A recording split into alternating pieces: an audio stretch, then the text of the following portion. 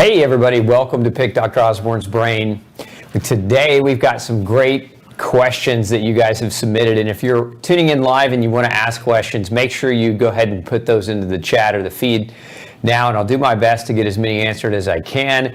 And if you missed Tuesday's show on 7 weird ways that gluten can cause illness, make sure you check that out. We can put a link of that to the feed.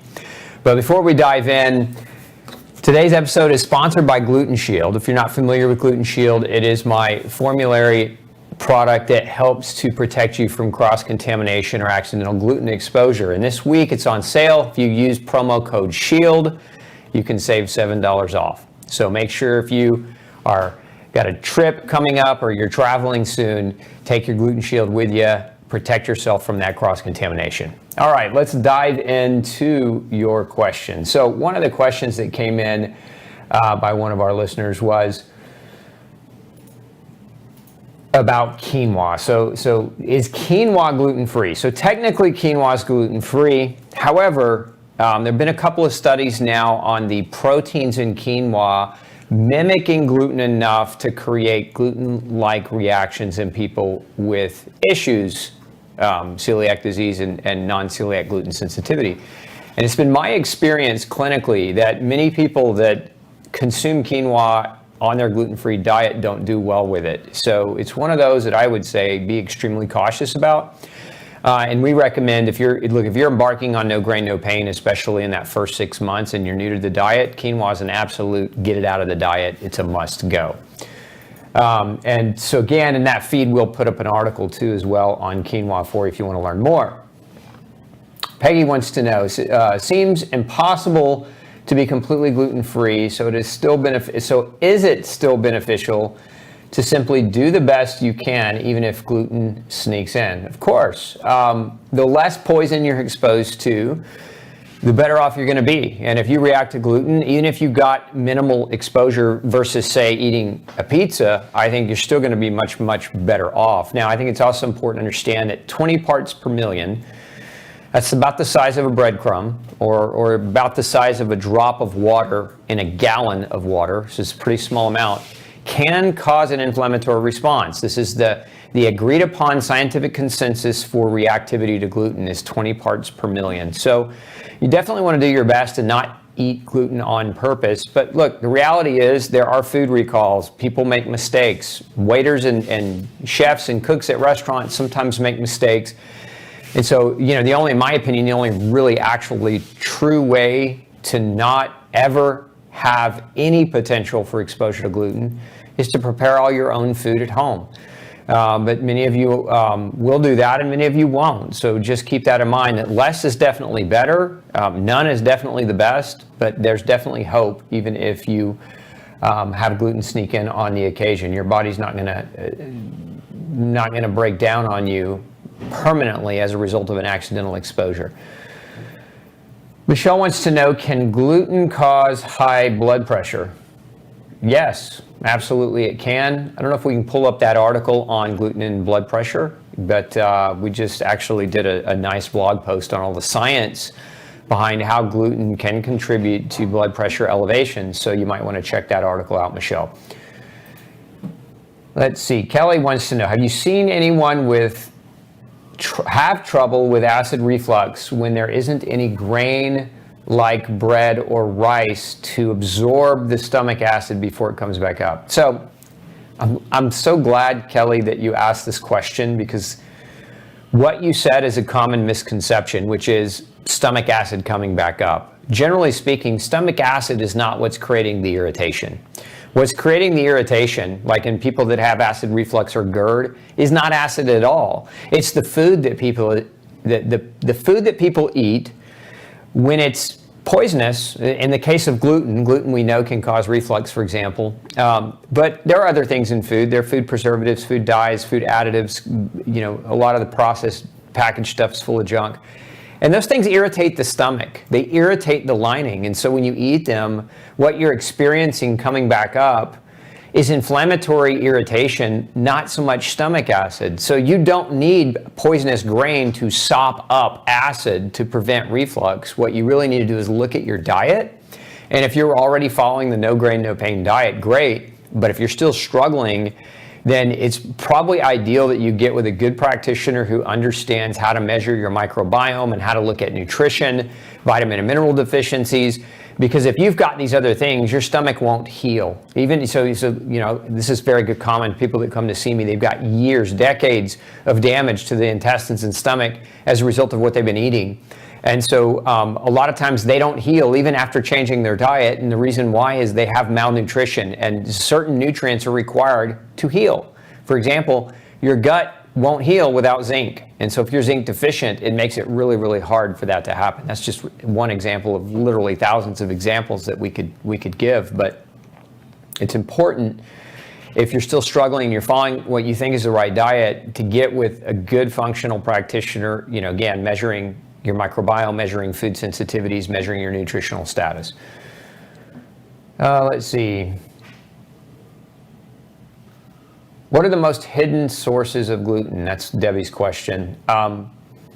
Lots of hidden sources of gluten. As a matter of fact, what we can do, we have an article on all the ways gluten can be in a food and on a food label that you need to understand. I think where people get in trouble is they don't understand. I'm going to give you an example.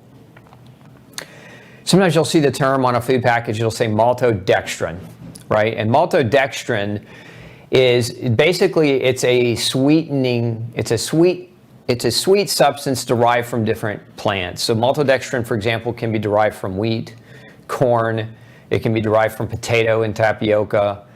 And so depending on where the maltodextrin came from, so if it's, you know, for example, if it's wheat-based maltodextrin, you definitely want to avoid that food. And that's one kind of sneaky way gluten can make its way into your diet if you don't know what terms to look for. So this article has a list of all those terms that you want to just become familiar with. And what I would suggest is take this article, print it out, pin it up on your refrigerator for a few weeks as you kind of navigating the newness of the diet, and kind of become more and more familiar with those things.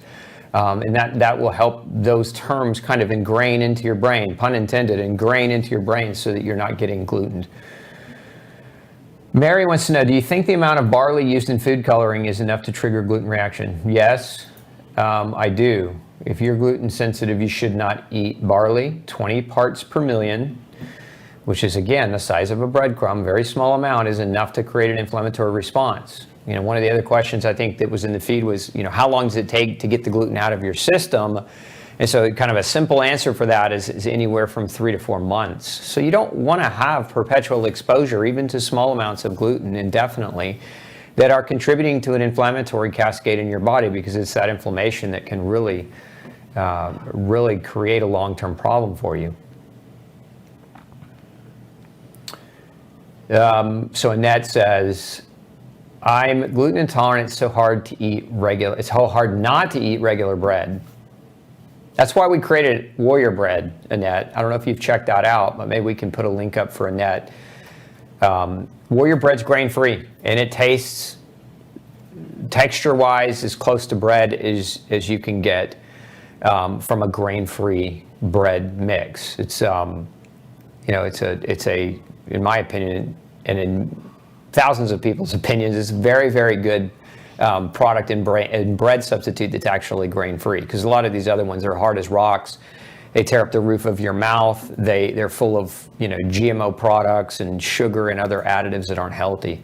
But if you're struggling with that transition because of bread and you miss it, check out Warrior Bread. Let's see here. So John says, I'd love more vegan options. What I would encourage you to do, John, is if you're looking for gluten-free vegan options, check out glutenfreesociety.org. There's a recipe section where you can peruse through hundreds of recipes and just select a vegan option.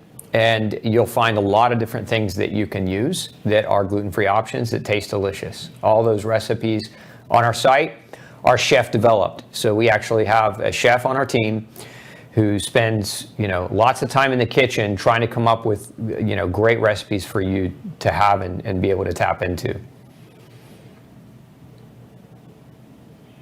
Can I please do shorter videos? I could.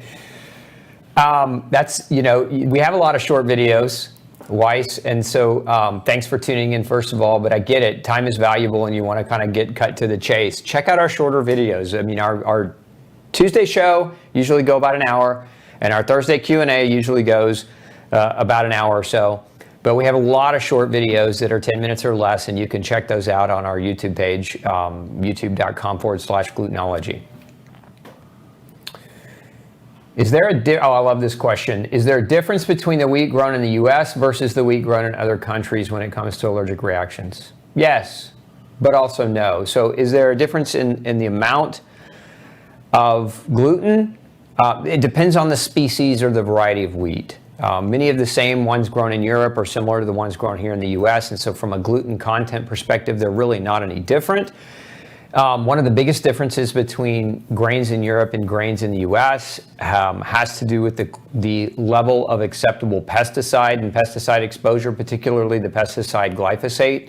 It's common standard practice here in the US to spray the field with glyphosate and then before harvest spray the crop with glyphosate again, because it works as a drying agent, so it dries up the crop so that it can be processed faster.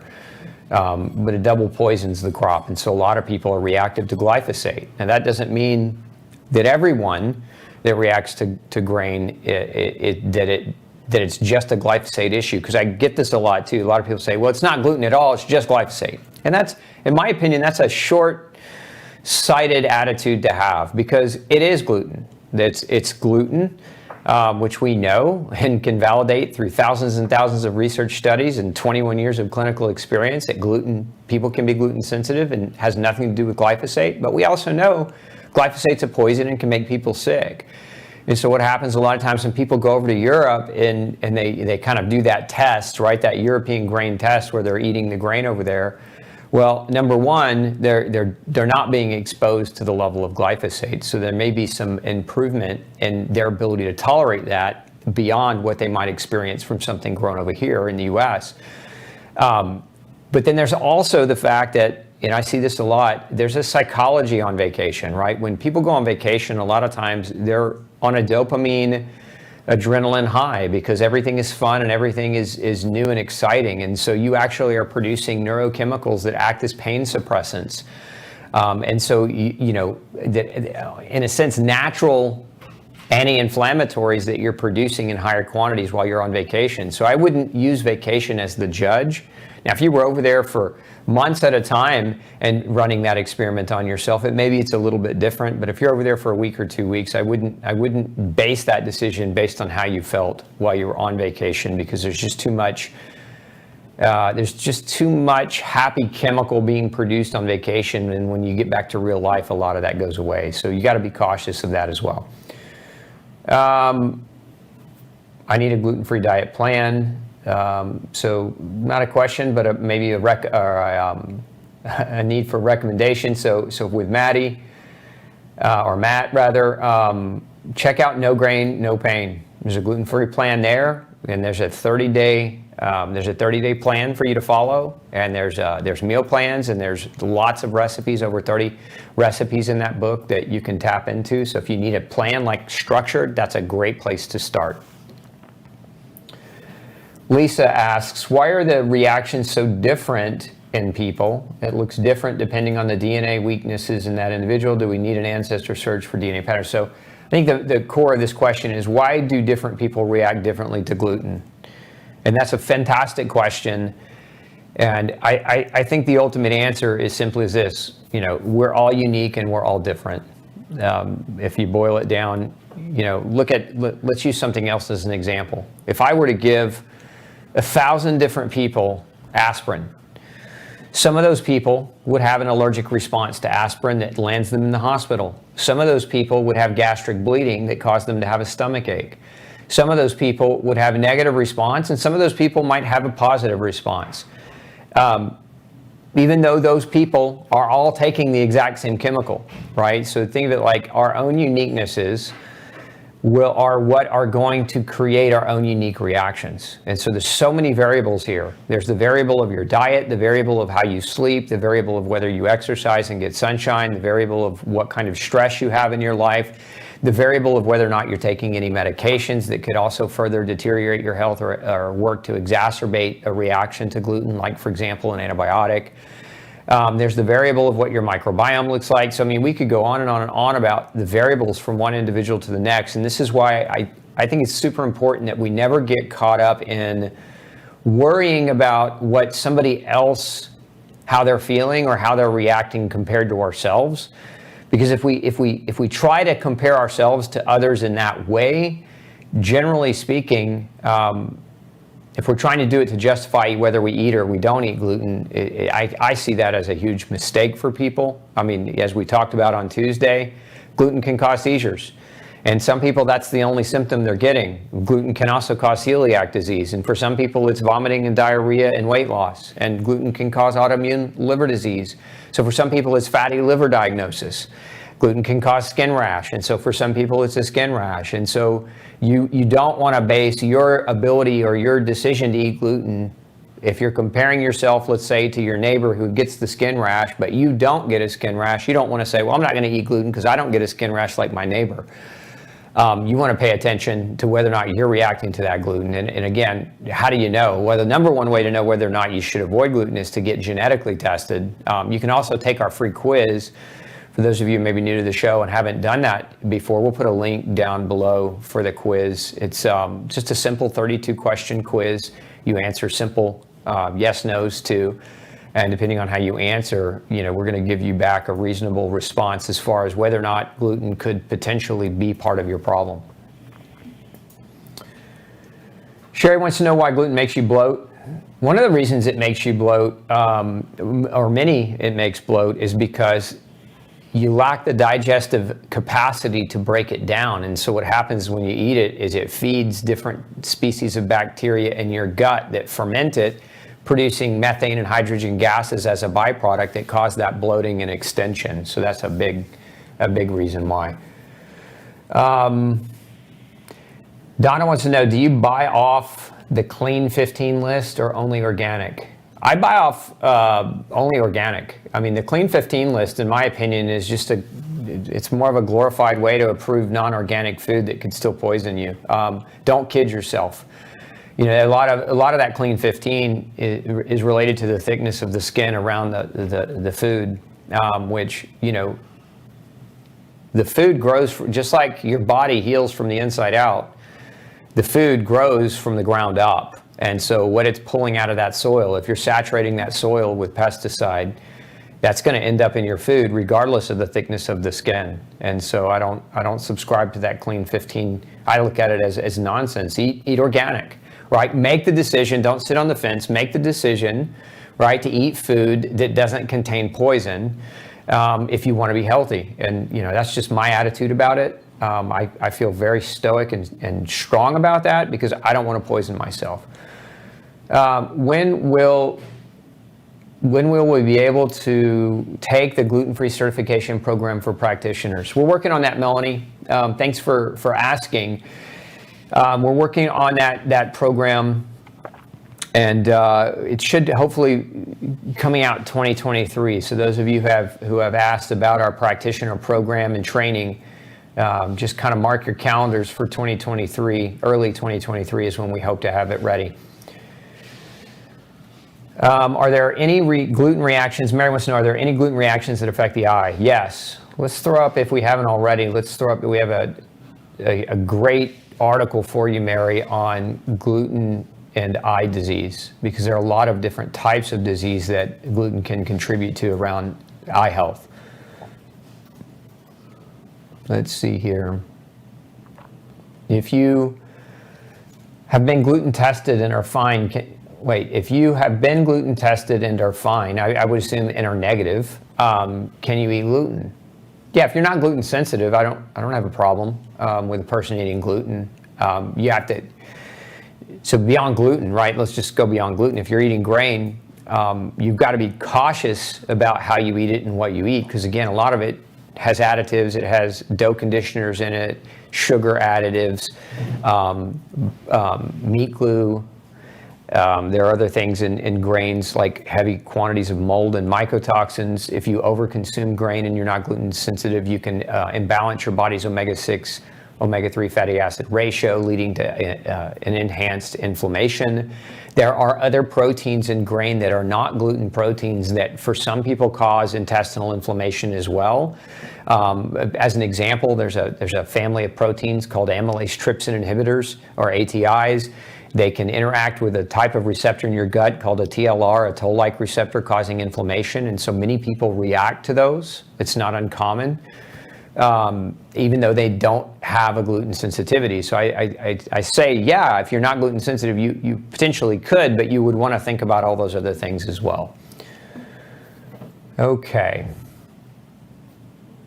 So Jonah wants to know, approximately how long does it take for my gut to heal? Depends. If you are on the no grain, no pain diet, and you don't have any other food allergies that you're missing, and you're very well nourished and you have all the right nutrients, let's just say you have the perfect setup, right? Everything's well and you're following the right diet. How long? Your gut has a turnover time of 2 to 7 days. That means every 7 days your gut cells are brand new. So the gut is one of the fastest things to heal when people start changing their diet. So in my experience, within a couple of months, all things being perfect. Now, if you're missing elements, you're missing key pieces, that number expands way beyond the 2-month mark, because it just depends on what else you might be missing. And as an example, let's say you're allergic to blueberries and every day you eat blueberries, but you're following a no grain, no pain diet, but those blueberries are still damaging your GI tract, then you're still doing something that's causing perpetual damage to the gut, so it won't heal, right? And so that's an example of a caveat that you just want to be aware of.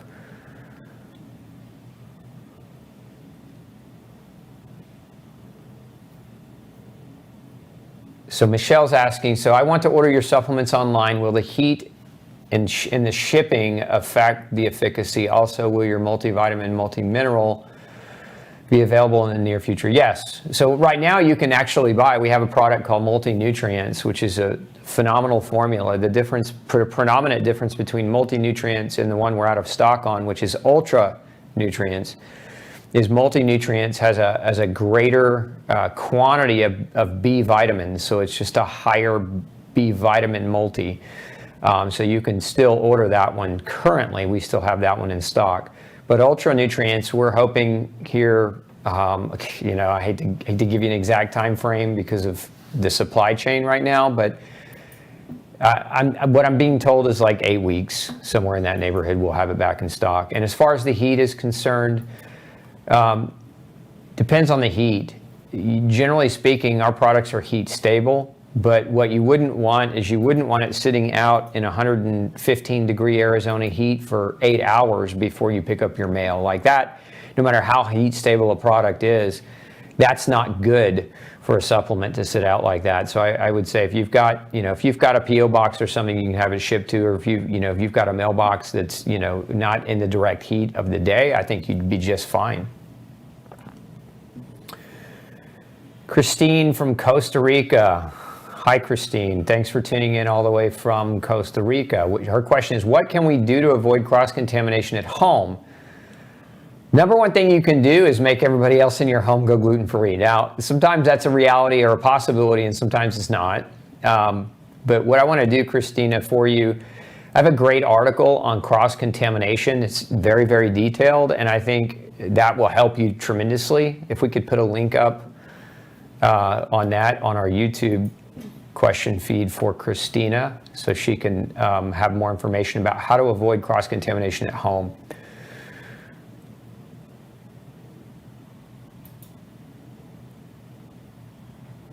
So my granddaughter is 4 months old. She's ready to start eating. What can she eat in place of grains?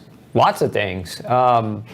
Any pureed food. At 4 months old, the only thing I probably wouldn't introduce to a 4-month-old infant, I'd wait till 6 months to really start introducing meat, because you want to give her stomach and GI tract a little bit more time.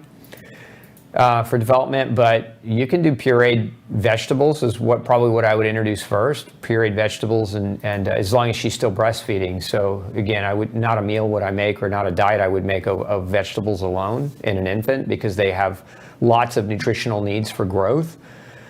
So breast milk is the most important thing. But again, we're talking about food introduction. So I would start with pureed vegetables and some light pureed fruits. Not light as in light as in calorie light, but light as in smaller quantities of fruit, because you don't want to just bombard them with fruit and establish a taste bud that requires sweet for satiety. So you really want to introduce them to the variety of different veggies, squashes and things of that nature, and then introduce again some small amounts of fruit. And then as they hit that 6-month mark, now you can start pureeing meats. What I wouldn't introduce to a 4-month-old, I wouldn't introduce any orange, tomato, no shellfish or other fish, and no nuts. Generally, it's a safe idea to wait till they're 12 months old to make those introductions. So hopefully that's helpful for you. My husband has heart issues. How do we know it's not caused by gluten? I think everyone should get tested. This is a good tool. Wish I knew of this sooner. So how do you know if it's not caused by gluten? That's a tough one, because if he's got heart issues, the only real way is, the old saying, the proof is in the pudding. So what I would suggest is, he needs, if you suspect he's got gluten as an issue, or if you know he has gluten as an issue, obviously be gluten-free. And when I say gluten-free, I mean true gluten-free. I don't mean the traditional terminology where people are buying all the rice and corn and other nonsense. I'm talking about true gluten-free, grain-free. If his heart issues start to go away, then you know his heart issues were induced by gluten. If they don't go away, then you now know by default that there may be some things that are missing. Because there are a lot of things that can cause heart issues, and you didn't elaborate on what the issues were, but for example, magnesium deficiency can cause heart issues. Calcium deficiency, CoQ10 deficiency, other food allergens can cause heart issues. I mean, there's a host of different things. This new experimental jab can cause heart issues. Does powdered milk mimic gluten in those with non-celiac gluten sensitivity? It can. Most powdered milks are terrible, Silvio. They're derived from A1 type dairy, which isn't good for people with gluten issues. And depending on what else they add to the powdered milk, a lot of your powdered milks as well have gluten fillers or cereal fillers in them, and so you'd want to avoid those. Let's see, switch back. I think yep. Sandy's asking if I have both gluten sensitivity genes and one celiac gene, and I stay away from gluten completely in all grains, what are the chances of me developing full-blown celiac? Very, very little. I mean, remember that 99% of all celiacs, contain the genes you're referring to. But if you're avoiding gluten, remember the cure for celiac disease is gluten avoidance. So, if you're avoiding it already, then it's very, very low likelihood that you would go on and develop celiac disease, because celiac is caused by the autoimmune damage gluten exposure brings to you. Why can I not eat gluten-free flour? The pain it causes. Same with most fruits I can't eat. Very limited diet, and it's boring. Hard to answer that question, Susan, because I don't know which flour you're trying to eat. There are a lot of gluten-free that claim to be gluten-free flours, the rice flours, the corn and sorghum flours, and some of the other ones that people use. They're really technically not gluten-free, and that may be part of the reason why you're reacting and having pain. But a lot of people will react to, let's say, for example, almond flour. I've seen people react to almond flour because of its high omega-6 level, and it is one of the things that we've seen for people cause pain. Almonds are also high in oxalate, which for some people with oxalate sensitivity, you can get pain from overabundance of oxalate. So you might, Susan, consider oxalate as a potential possibility. You might also and cross-reference your fruits as well, because you mentioned fruits, as to whether or not they have high or low oxalate. As a matter of fact, in that feed there, let's just put up our article and video. I did an entire show on oxalate, and you might just want to check that out. Linda asks, do you know anything about the low-gluten wafer they use at Eucharist? Yes. If you're talking about the Catholic Church, They use a low gluten wafer that's made from wheat starch. And when it was tested, and it was a watchdog group, I think it was Gluten-free Watchdog that ran the test on it, but I think it came back at like 50-something, 56 parts per million gluten, which is more than the scientific consensus on gluten acceptability to label a food gluten-free. So, in the US, it's 20 parts per million. Those low gluten wafers are 56, I think, parts per million. Don't quote me on that, but I think it's 56. They're above 20. So, if you're struggling and you don't know why and you're taking communion, far be it for me to tell you not to celebrate, your relationship with the Lord. But I see all the time people that don't want to give that up, stay sick and get sick. So it's just been my experience that, if you're gluten sensitive and you're trying to rebound your health, that may be something you need to have your own prayer and conversation to God about, because a lot of people won't recover when they continue to do that. And like I said, I've experienced that with a number of folks. Why? Okay, so Mar wants to know, why are there still no government acknowledging the gluten problem and changing the wheat to a non-modified one? Because government taxidizes the growth, or taxidizes, that's the wrong word, subsidizes the growth of pretty much most wheat and other grains for that matter with your tax dollars. So they're not going to acknowledge the problem because they're giving your tax money to, huge farming corporations that, can produce this food that poisons us at a relatively cheap price. And so, the old saying, follow the money. They're never going to recognize it as a problem. Generally speaking, I just, not to shoot off too far, but if you're depending on the government to protect you in any aspect, in any walk of life, in anything at all, whether it's, protecting your food supply, your water supply, or protecting you militarily, prepare for disappointment. The government is highly bloated, highly inefficient, and frankly, full of people that don't care, right? There's just people that don't care. They got a pension coming their way. They're not like, you ever been to a driver's license bureau and, had stellar customer service where everybody was just like bending over backward to help you, or a post office, right? I mean, it's not typical. I mean, if you've got a stellar employee in a government agency, that person's not the norm. That person's the exception to the rule. And I just don't think of any of you relying on government really to do anything for you. Not that you are, but I would just say don't. It's just smart to not rely on anybody in that way. They're going to disappoint you. That doesn't mean you can't lean on your community. That doesn't mean you can't lean on your religious leaders, if they're good and ethical people, but don't rely on government to protect you. So Kay says, totally gluten-free, including makeup, but my celiac serology is still high. I eat nothing out of packets, organic berries, avocado, banana, veggies.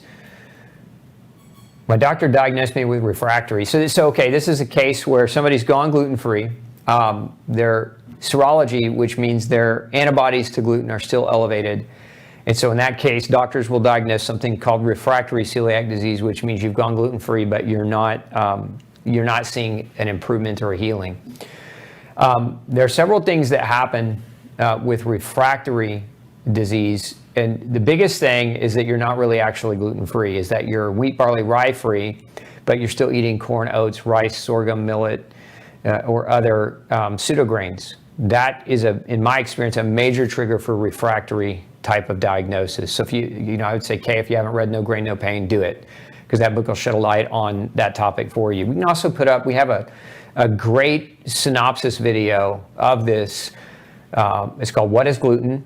And we can put a link to that. It's on glutenfreesociety.org. You can go visit and you can watch this video for free.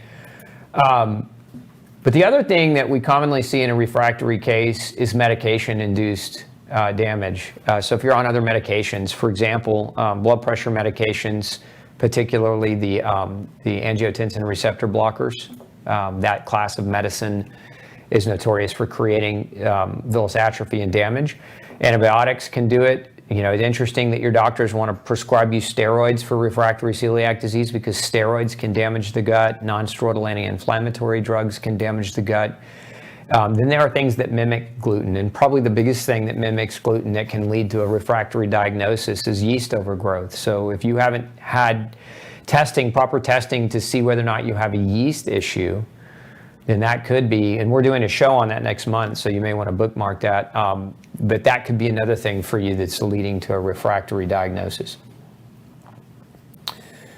If I have an intolerance, I've avoided gluten for 3 years, will I ever be able to cure this? No, because it's not a disease. Gluten intolerance, gluten sensitivity is not a disease, Stephanie. It's a state of genetics. You either have the genes or you don't. If you have the genes and you expose yourself to gluten, then your body will appropriately respond to the gluten by creating an inflammatory attack against it to try to protect you. So it's important to understand that difference. And that video I was just referencing on what is gluten talks about that very thing, Stephanie, so it might be beneficial for you to watch that, because once you have that diagnosis and you know you have a gluten problem, there's no going back. It's just like a diabetic. If you have a diabetic diagnosis and the advice you're going to get is quit eating sugar and overcarbing, if you want to reverse your high blood sugar. And so when you do that, just, you could reverse diabetes, type 2 diabetes 100% of the time. But if you stop doing those things and you go back to eating sugar, you're going to end up with diabetes again. So it's kind of the same thing with gluten. Once you cut it out because you know you need to, there's no bringing it back in unless you want planned illness. Now, if you want planned illness, that's another matter, but most of you don't. Does gluten cause celiac disease, or are we born with celiac and then gluten activates it? No, gluten causes celiac disease. So if we think of it like this, gluten sensitivity is genetic, okay? And then if you imagine hundreds of lines, so we've got gluten sensitivity here, and imagine hundreds of lines pointing down to all the different diseases that gluten can cause. And celiac is one of those diseases. But we could draw lines to lots of different diseases: rheumatoid arthritis, lupus, ankylosing spondylitis, psoriatic arthritis, eczema, psoriasis, autoimmune hepatitis, hypothyroidism, Hashimoto's and Graves'. Graves' was just hyperthyroidism. So we know gluten can cause or contribute to lots of diseases. Celiac is just one of them.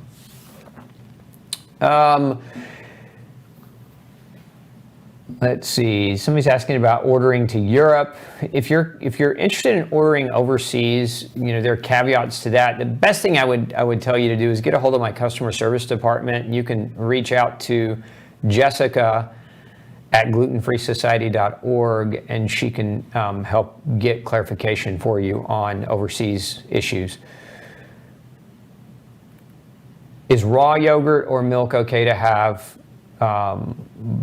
I don't know what you mean by to have than store-bought milk. In other words, is it better for you than store-bought milk? I would say it depends on the raw yogurt or milk, and depends on whether or not you're allergic to dairy. A lot of people with gluten sensitivity are also allergic to dairy.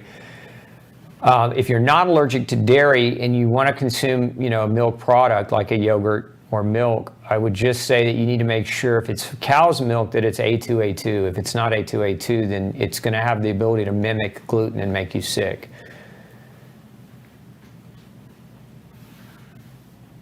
Let's see, I think I answered that question already. If the food label says gluten-free but lists emulsifiers, just as a generic term, is that also gluten-free? I would be real hesitant to consume anything that said emulsifiers but didn't actually disclose what the emulsifiers were. So regardless of the gluten-free label status, because remember, the gluten-free label status by law has to be free of wheat, barley, and rye only, down to 20 parts per million. But it could contain oats, it could contain corn. I mean, if the emulsifier is a corn derivative, you're going to run into a problem possibly there. I've been told I have low T3. Can iodine help, or do I need to start prescription drugs? So, I can't tell you whether or not you need to start prescription drugs. That's really between you and your doctor. But if you've got low T3, there are a lot of reasons why. And I think maybe we can put up our video on thyroid for you, BH, because I think if you watch that, you'll understand. It's about an hour long. It's worth your time. But one of the biggest things that can cause low T3 is selenium deficiency, as an example. And so there may be a resolution in there for you, but, watch that video. and then you'll be at least better armed to make a decision about whether or not you want to go the route of medication. I'm supposed to be gluten-free for gut healing, but rice wasn't on the list. Is this mainly vegetables, meat, straight foods? I don't know what you mean by straight foods. I need more info about gluten. Okay, so sounds like you're kind of being introduced to this, Eve, kind of as a new level. What I want to do is I'm going to give you a URL, give you a link that I want you to go to. Let's put this up in the feed. Glutenology.net/registration. And what I want you to do, Eve, is it's free. Just register. This is a 14-hour masterclass on going gluten-free. So it'll answer every question you could ever imagine on what you're not sure about in regards to kind of how to navigate the diet, what foods to avoid, what foods are okay. So that's going to be super helpful for you. Had gallbladder issues, bile. I ditched dairy, wheat, vegetable oil, and had no bile issues and bloating as I consumed only chicken and meat, but I have diarrhea if I consume chicken and meat. I'm not sure I understand the question in that. Hello from Normandy. If you have schizophrenia, can gluten bring anger? Yep.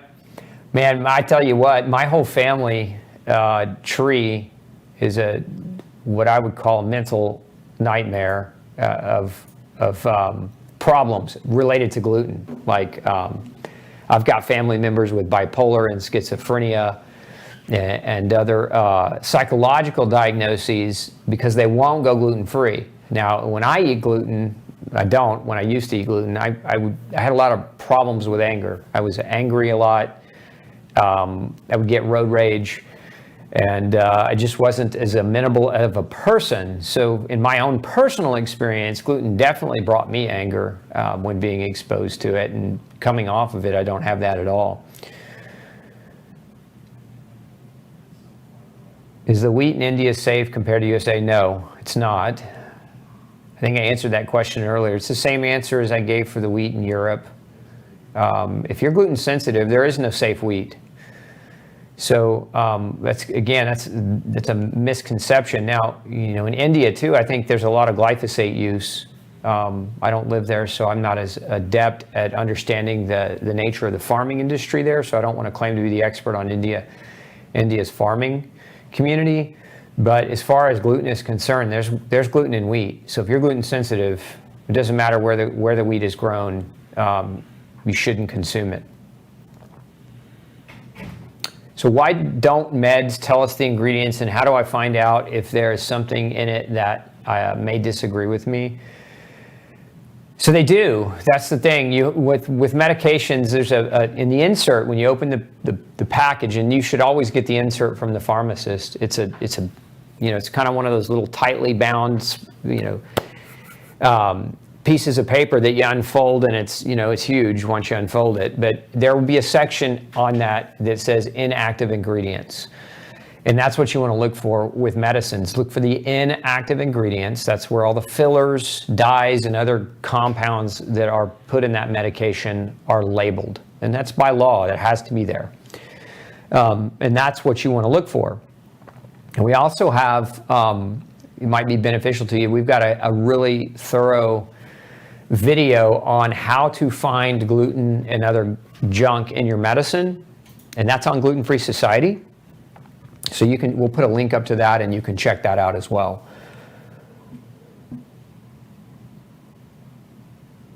So I bought sleep supplements, yours also, and they help with going to sleep, but I wake up after 4 hours and can't go back to sleep. That could be a lot of things. A lot of times when people wake up, in the middle of the night, kind of 4 hours in, what's happening is their blood sugar's dropping, and they're hitting a cortisol spike, and that cortisol will wake you up out of your sleep.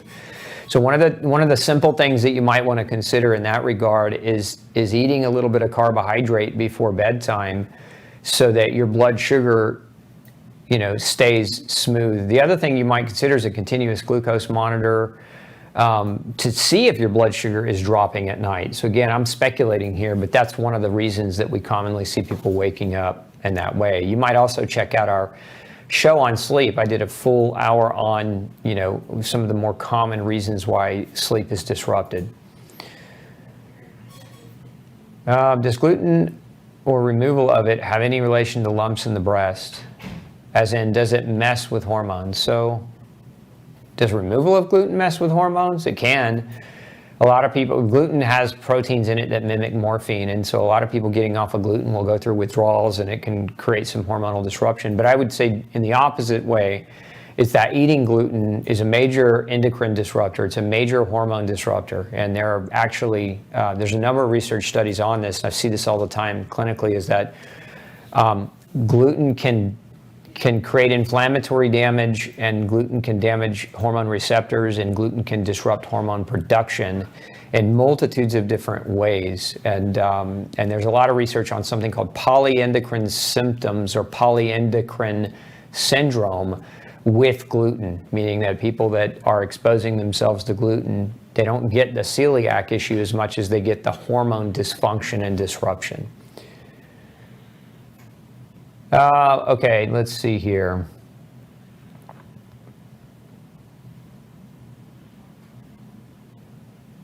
If somebody is not gluten sensitive, is it safe to consume, or is it better to avoid in any case? I think the best way to answer that question is to ask a question, and that is, if you think you're not gluten sensitive, how were you tested? Because the problem with gluten sensitivity is misdiagnosis, is that many people have serology done, blood tests that come back negative, falsely negative. There are a number of flaws in serology testing to help identify gluten sensitivity. So using those tests as a means to know whether or not you're gluten sensitive, in my opinion, is short-sighted, and they're rife with false negatives. So if you had that kind of testing done and you were told you're not gluten sensitive, then I would argue you haven't had the right testing done, and you may actually be gluten sensitive. Now, if you've had genetic testing done, and the proper genetic testing, not just celiac genes, but also had the non-celiac gluten sensitive genes measured, and that comes back negative, then yeah, I would say it's safe for you to consume grain as a whole. But again, going back to the caveat of making sure that the grain that you are consuming is actually healthy. And so that means it's organic, it's non-GMO, that means that it's properly prepared and cooked so as not to create digestive disruption or disturbance. I mean, I'm personally not a big fan of grain, even in somebody who's not gluten sensitive, just because of the other components in grain, the mold, the mycotoxins, the lectins, the century plant proteins. I wrote about all of this in depth in my book, No Grain, No Pain. And so if you want to do a deeper dive, you're certainly more welcome to check that out at the library, or pick it up on Amazon or Barnes & Nobles. Any connection with motion sickness or feeling like you're still moving? Yes, it's called cerebellar ataxia, Heather. And that is a very, very common side effect of gluten exposure. Neurologically, gluten can damage the brain, causing dizziness, motion sickness, loss of balance, like what you're describing, and it's a pretty common manifestation in my experience. So I've seen a lot of people come to me with that particular problem. Let's see here. Is sorghum safe as a gluten-free alternative? My experience is it mimics gluten. I think we have a good article on sorghum on Gluten-Free Society you can check out, but it's not one I recommend in the diet. When I first went gluten-free, this is almost 20 years ago, one of the things that I gravitated away from was the wheat varieties of beers, and went to sorghum beers, and they always made me feel worse than the wheat or barley derivative beers. And that was my first kind of investigation into sorghum. And then the deeper I got into it, the more I realized that the proteins are too similar and can mimic gluten. And I see it clinically in folks all the time.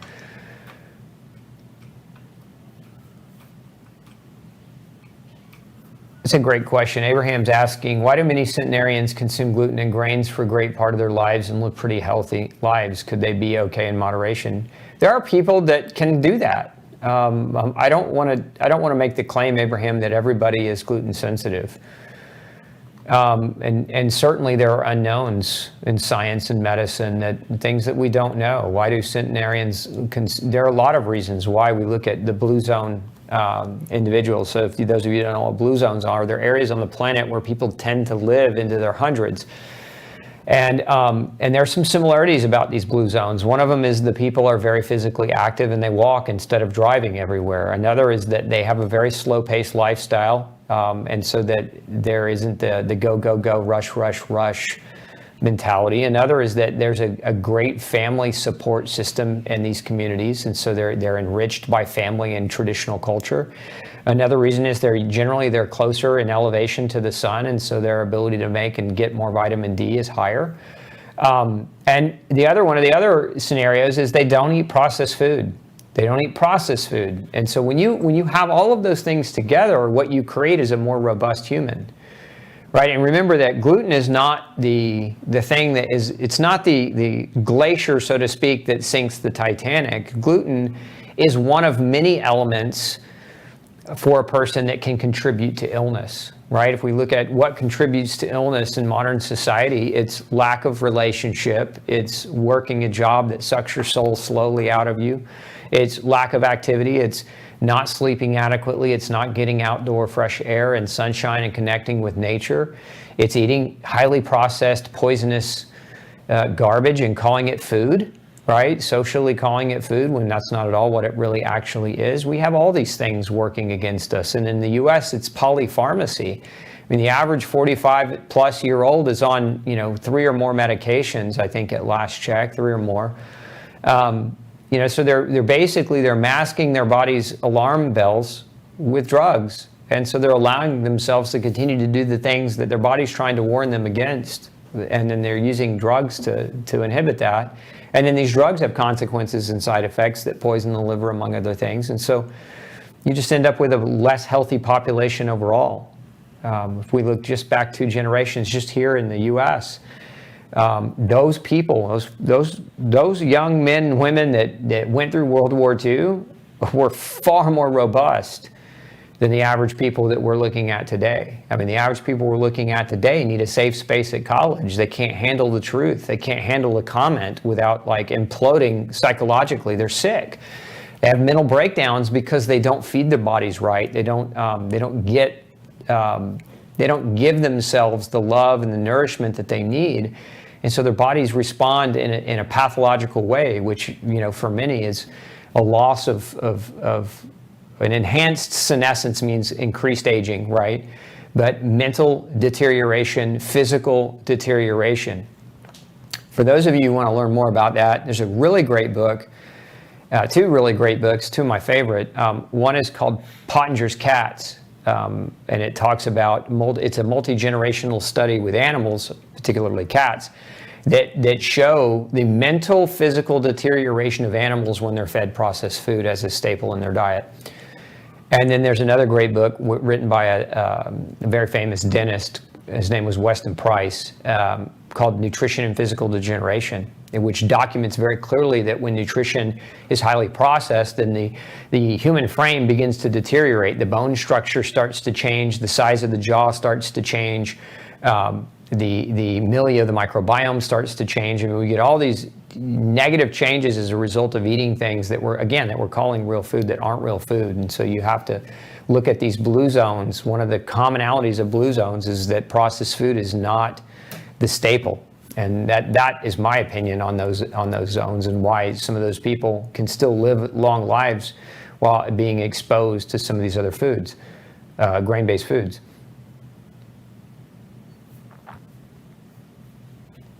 Courtney asks, other than following a true gluten-free diet and the advice from the masterclass, Glutenology masterclass, what else can I do to rid myself of DH? DH is dermatitis herpetiformis, which is it's a gluten-induced skin rash. And so, I would question, Courtney, if you're already doing those things for, if you're doing those things for, 4 to 6 months and you're still having DH lesions, you're missing the mark. You need to get testing done. The element you're missing is testing, is having somebody objectively test, other food allergens, nutrition deficiencies, your microbiome, looking at chemical exposures and other things you might be getting exposed to. So testing would be the next stage. And do I think is there a connection between mold exposure causing gluten intolerance? Yes, there's definitely a connection. I talked a little bit about this in the master class. So when you think of mold, understand that most people think of mold and they think of like black mold in the environment, in the house and the air conditioning ducts or on the walls or something, but yeast is mold. Candida, which is a type of yeast that lives in humans, if you get an overgrowth of candida can actually trigger gluten-like reactions. And there's a lot of research showing that candida produces a protein that mimics gluten, and that's one of the reasons why it's so problematic. And remember, candida is a form of mold. It's yeast. If you are someone whose body also sees dairy or soy the same as gluten, is this just a reaction, or is your body incurring the same damage as gluten does? Different for different people, depends on what kind of a reaction it is. Just like gluten can affect different people in different ways. It can affect different tissues. So too can corn, soy, and dairy and other foods in general. Can you get glutenized by washing large amounts of dish with gluten scraps? The closest thing, Amanda, that's a great question. The closest thing I've seen to people being glutenized was I had a patient who, he worked next door to a bakery. And interesting, they shared the same air duct system. So it was like a strip mall type deal. And anyway, the bakery had wheat flour and dust everywhere, and so that would get into the air conditioning unit and system, and it would blow it into his workspace, and he was being glutened as a result of that exposure.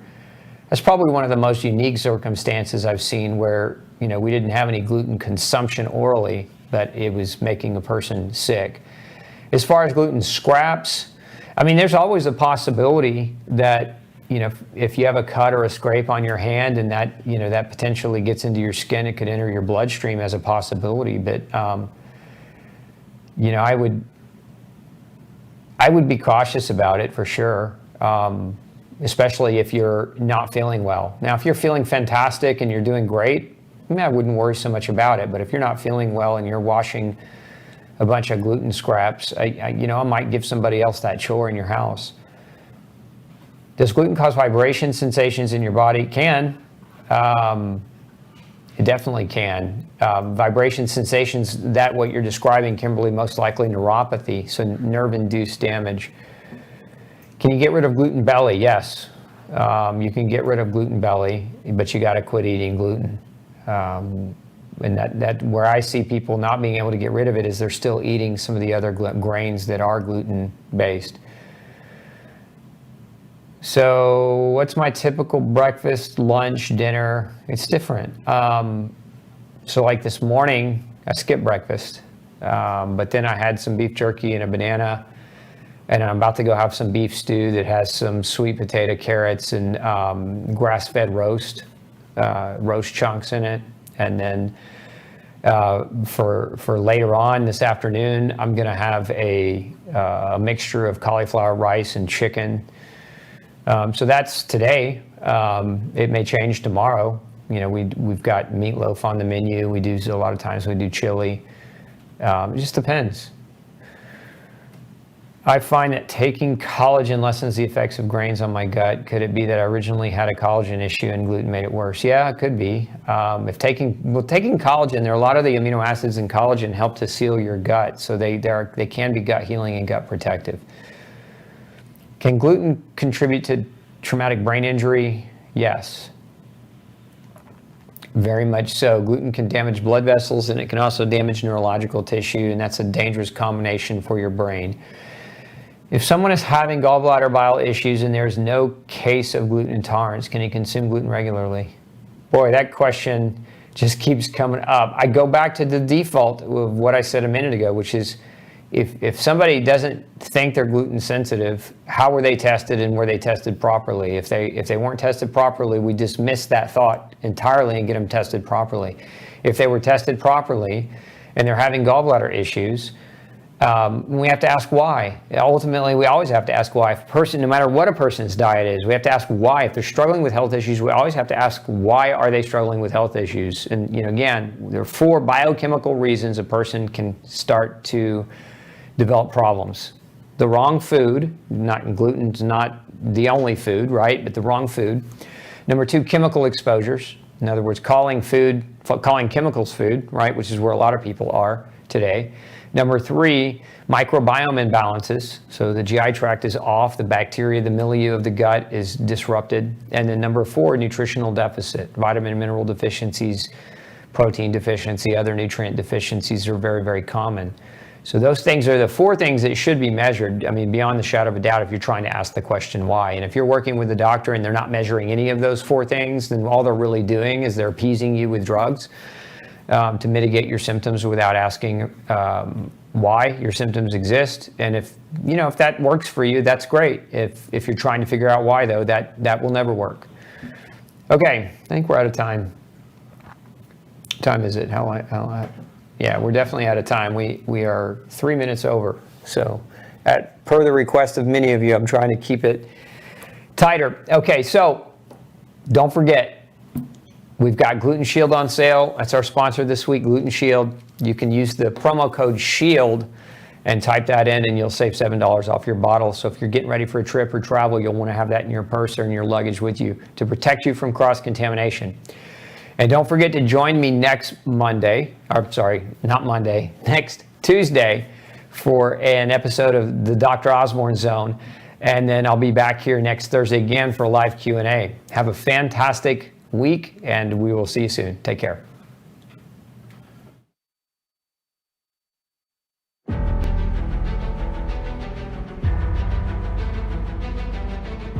One of our flagship products, Gluten Shield, was designed to support people on their gluten-free journey. It's especially beneficial for those just learning about their gluten sensitivity. There's an average 12-week learning curve in that. It was designed to protect from accidental gluten exposure and cross-contamination, as well as to support and protect you during travel or eating out. It was not designed to help you eat more gluten. That's a key. Now, Gluten Shield key ingredients include proteolytic enzymes and something called DPP4. Now, this enzyme's been shown to break down the proline and glutamine bonds in gluten proteins. It also contains a proteolytic enzyme blend designed to help you break down proteins. Remember, years of gluten-induced intestinal and stomach damage can sometimes inhibit that process. It contains carbohydrate-busting enzymes that support the digestion of the starchy components of grains. And it contains a very specialized probiotic called Bifidobacterium infantis. Bifidobacterium infantis is a specialized probiotic strain that has been shown in research studies to aid in the breakdown of difficult-to-digest carbohydrate elements found in grains. It's also been shown with celiacs to reduce intestinal symptoms. It also helps support overall digestion. Now, Gluten Shield also contains an herbal blend for additional digestive support. It contains fennel, which aids in digestion and supports relaxation of the smooth muscle lining the GI tract.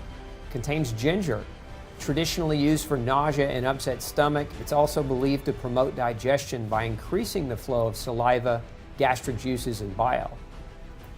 It also contains peppermint, used to support digestion and to provide relief from GI discomfort. Now, recommended use for Gluten Shield, if you're taking it for daily maintenance, just take 1 capsule with each meal or snack for supporting digestion and daily gluten protection. For enhanced performance, take 2 capsules with each meal or snack for travel or eating out. Now, if you want it for aggressive use, take 3 capsules with each meal or snack. This is best for gluten-free newbies, those who are new to the gluten-free diet and not quite sure whether they're avoiding all of the gluten in their environment.